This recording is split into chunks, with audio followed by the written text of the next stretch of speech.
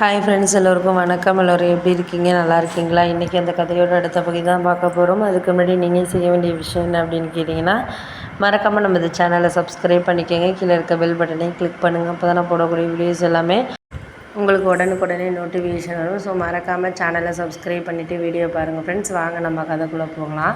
என்னால் எல்லாத்தையுமே மாற்றிக்க முடியலை. ஏன் அப்படின்னா, நம்ம மாற்றிக்கிற ஒரு விஷயத்தில் நம்மளால் எல்லா விஷயங்கள்லேயும் அவங்களுக்கு ஃபேவராக பண்ணணும் அப்படிங்கிறது எதிர்பார்க்கிறது ரொம்பவே ஒரு தப்பான விஷயம். ஏன் அப்படின்னா, நம்ம என்ன தான் நல்ல விஷயங்கள் அவங்களுக்கு செஞ்சாலும் பண்ணாலும் அவங்களுக்கு அது நல்லதாகவே தெரியல. அப்படிங்கிறப்போ அதை செஞ்சு நம்மளுக்கு என்ன ஒரு யூஸ் இருக்குது சொல்லுங்கள்? அதில் எந்த ஒரு யூஸுமே இல்லை. நம்ம நல்லதாக செஞ்சோம் அப்படின்னா அதுக்கேற்ற மாதிரி அவங்க சொல்கிற விஷயங்களில் நம்மளுக்கு ஒரு இது இருக்குது. அப்படி இல்லாதப்போ நம்மளால் எதையுமே எடுத்துக்க முடியாத மாதிரி தான் ஒரு சூழ்நிலைங்கிறது நம்ம வாழ்க்கையில் வந்துகிட்ருக்கு அப்படிங்கிறத நானும் புரிஞ்சுக்கிட்டு நம்ம அதுக்கப்புறம் அதெல்லாம் சரி பண்ணிக்கணும் அப்படிங்கிறத நான் ஏற்றுக்கிறதுக்கான காரணங்கள்ங்கிறது, நம்ம ஒரு விஷயத்தை ஏற்றுக்கிறோம் அப்படின்னா அதுக்கான காரணத்தை நம்ம சொல்லிக்கிட்டால் மட்டும்தான் எந்த ஒரு விஷயங்களுமே நம்ம ஏற்றுக்கக்கூடிய விஷயங்களாக இருக்கும்.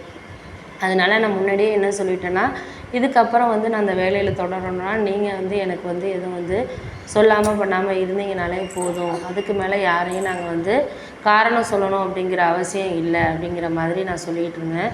அதுக்கு தான் உடனே எல்லோரும் என்ன கேட்டாங்க, ஏன் நீ இப்போ திடீர்னு இந்த மாதிரி இருக்க? முன்னாடியெல்லாம் உங்கள் அம்மாவை எல்லோரும் உனக்கு பிடிக்கும், பண்ணும், செய்யும். அப்படி இருக்கிறப்ப ஏன் நீ இந்த மாதிரிலாம் இப்போ பேசிக்கிட்டு இருக்க அப்படிங்கிற மாதிரி என்கிட்ட சொன்னாங்க.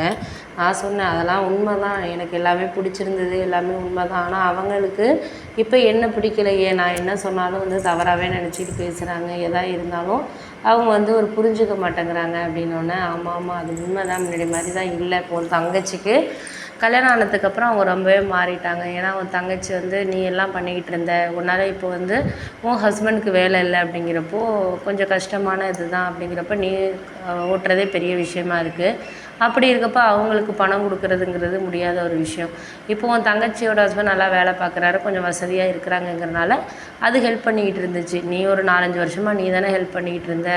அப்படி இருக்கோ திடீர்னு இப்போ மறந்துட்டா அதெல்லாம் நல்லதாவா இருக்குது அப்படின்னோடனே, அது உண்மை தான், அது அவங்களுக்கு புரியலையே. அவங்களுக்கு புரிஞ்சால் ஏன் இப்படி மாறப்போகுது? அவங்களுக்கு எதுவும் புரியாதவள தானே இப்படி இருக்குது அப்படின்னோடனே, ஆமாம் அதெல்லாம் உண்மை தான். நம்மளுக்கு எந்த விஷயங்களும் ஒரு சில நேரங்களில் புரியாத மாதிரி தான் இருக்குது. புரிகிற விஷயங்களை அவங்களே எல்லாம் எடுத்துக்கிட்டு போகிறதுக்கான காரணங்கள்ங்கிறது வேணும் அப்படின்னோடனே, ஆமாம் அதெல்லாம் உண்மை தான். அது அவங்களுக்கு புரிஞ்சிருக்கணும். அவங்களுக்கே புரியாமல் இது பண்ணுறப்போ நீ எதுக்காகவும் யாருக்காகவும் ஒன்றும் கவலைப்பட்டுக்கிட்டு இது பண்ணிக்கிட்டு இருக்காத. எதா இருந்தாலும் போக போக நம்மளுக்கு சரியான ஒரு இதுக்கு டைமுக்கு கிடைக்கும். அதுக்கு மேலே நீ யாரையும் எதிர்பார்க்காத இனிமே அப்படிங்கிற மாதிரி சொல்லியாச்சு. அதனால தான் நான் இப்போ யாரையும் எதிர்பார்க்குறதில்ல. அவங்களுக்கு தேவைன்னா மட்டும் நம்மளை இது பண்ணிக்கிறாங்க. தேவையில்லை அப்படிங்கிறப்போ அவங்க நம்மளை இது பண்ணுற டயத்தில் நம்ம அதெல்லாம் யோசிக்க வேண்டியதாக தான் இருக்குது அப்படின்னோடனே, ஆமாம்மா அதெல்லாம் உண்மை தான்.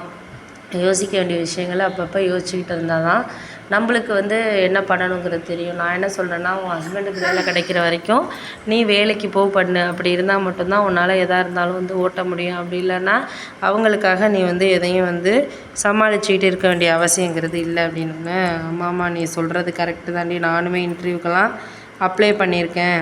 எப்படியாவது இந்த மாதத்தில் எனக்கு கிடச்சிருச்சுன்னா நான் அந்த வேலைக்கு போயிடுவேன். அவருக்கு கிடைக்கிறபடி கிடைக்கட்டும். எனக்கு தான் எக்ஸ்பீரியன்ஸ் இருக்குல்ல, அந்த எக்ஸ்பீரியன்ஸை வச்சு நானாகவே இது மேக் பண்ணிக்கிறேன் அப்படிங்கிற மாதிரி சொல்லியாச்சு. ஆமாம்மா நீ சொல்கிறது எல்லாமே கரெக்டு தான். ஏன்னா உனக்கு தேவையான வேலைகளை நீ தான் பார்த்துக்கணும். அப்படின்னா உங்ககிட்ட பணம் இருந்தால் மட்டும்தான் பார்த்துக்க முடியும். அப்படி இல்லைன்னா அதெல்லாம் சரியாக வராது அப்படின்னோடனே, ஆமாம்மா அதெல்லாம் உண்மை தான். எதாக இருந்தாலும் நீ புரிஞ்சுக்கிட்டு நடந்துக்குவேன் அப்படிங்கிறது தான் நினைக்கிறேன் அப்படிங்கிற மாதிரி என் ஃப்ரெண்டு என்கிட்ட சொன்னான்.